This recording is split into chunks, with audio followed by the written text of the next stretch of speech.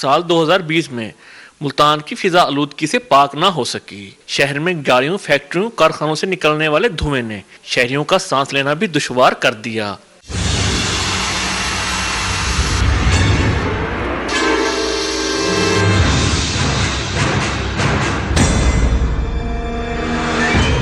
گزشتہ سال ماحول کو آلودہ کرنے والے عوامل کے خلاف قابل ذکر کارروائی نہ ہوئی۔ دھواں چھوڑنے والی گاڑیوں کو گزشتہ سال 10 لاکھ کے جرمانے جبکہ 60 فیکٹریوں کے کیسز ٹریبیونل بھیجے گئے، ساتھ 20 فیکٹریوں کو سیل بھی کیا گیا۔ 490 بھٹوں میں سے صرف 30 بھٹے زگ زیگ ٹیکنالوجی پر منتقل کرائے جا سکے۔ موگ کے حوالے سے جو اس سال ایکٹیویٹی ہوئی ہے اس میں 7 نومبر سے 31 دسمبر تک تمام پرانی میتھڈالوجی کے جو بھٹا جات تھے ان کو بند کیا گیا ہے اور ان پر مستقل پابندی لگا دی گئی ہے جو روایتی بھٹے ہیں۔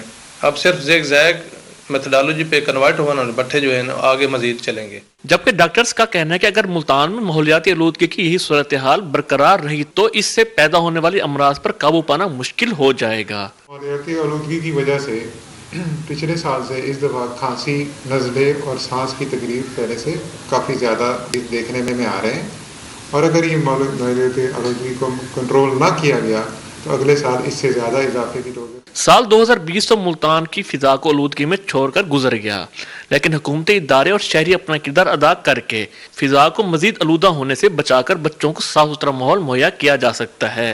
کیمرہ مین اکرم شہزاد کے ساتھ یاسر عظیم، نیوز 1۔